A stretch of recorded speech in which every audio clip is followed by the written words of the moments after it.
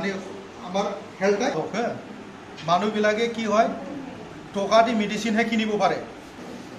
আমাৰ আৰ্মি ভাবি আছে আমি কি ৰক্ষা এবাৰ ললে নহব, কি কৰিব লাগিব? গভৰ্নমেন্টে এসওপি দিছে, ভ্যাকসিনেৰ কাৰণে এসওপি দিছে।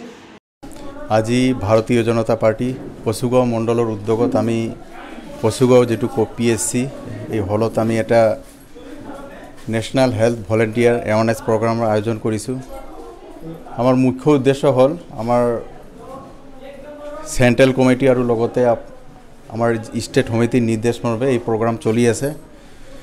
নিৰ্দেশমৰ্মে আমাক কৈছে যে প্ৰতিটো ডিস্ট্ৰিক্ট আৰু মণ্ডলতে এই সমিতি থাকিব আৰু লগতে প্ৰতিটো ডিস্ট্ৰিক্ট আৰু মণ্ডলতে যেটো ন্যাশনাল হেলথ ভলেন্টিয়াৰ্স এৱাৰনেছ প্ৰগ্ৰাম হ'ব। তো আজি আমাৰ ভাৰতীয় জনতা পাৰ্টিৰ যেটো সেন্ট্ৰেল কমিটি আছে আৰু লগতে আমাৰ ষ্টেট সমিতি আছে, আজি আমি এই এৱাৰনেছ প্ৰগ্ৰাম কৰাৰ মূল উদ্দেশ্য হ'ল বৰ্তমান যেটো পৰিস্থিতি গোটেই সমগ্ৰ বিশ্বৰ লগতে আমাৰ ভাৰতবৰ্ষ কোভিড-19 বিৰুদ্ধে যুঁজি আছে।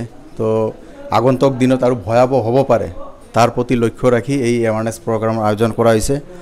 আমি কি কামটো কেনেকুৱা কৰিম, আমাৰ প্ৰতিটো বুথৰ পৰা আমি ভলেন্টিয়াৰ্স দুজনকৈ লৈছোঁ, পুৰুষ আৰু মহিলা, আৰু সিহঁতক আজি প্ৰশিক্ষণ দিয়া হৈ আছে।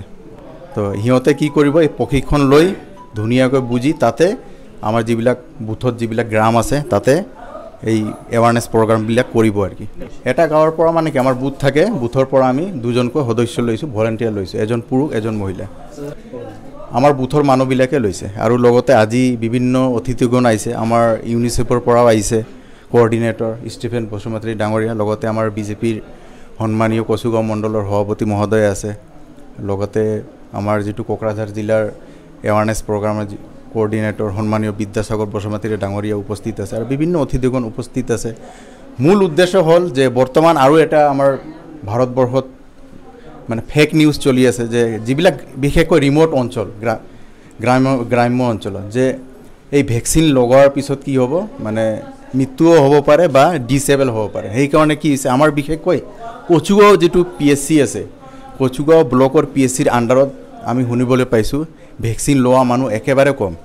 কোকৰাঝাৰ জিলাত একেবাৰে লোৱেষ্ট 20%। সেইকাৰণে আমি কচুগাঁও মণ্ডল এইবাৰ আমি ধুনীয়াকৈ আমি কচুগাঁও পিএসসিৰ লগত লগ লাগি কাম কৰিম আৰু আমাৰ উদ্দেশ্য এটাই হ'ব, যিবিলাক ফেক নিউজ সিহঁতকো কি কৰিব লাগিব আৰু এই ভয়ানক মহামাৰী কোভিড-19 বিৰুদ্ধে একেলগে ভাৰতবৰ্ষৰ 135 কোটি জনতাই যোগ দিব লাগিব। আমি খালি বিজেপি নহয়, বিজেপিটো আজি আমি কিয় কৰি আছোঁ, আমাৰো দেশৰ প্ৰতি এটা অৰিহণা লাগিব। তো ইমান এটা ভয়ানক পৰিস্থিতি, সেইকাৰণে আমি উঠি পৰি লাগিছোঁ আমি বিজেপিৰ কাৰ্যকৰ্তাই।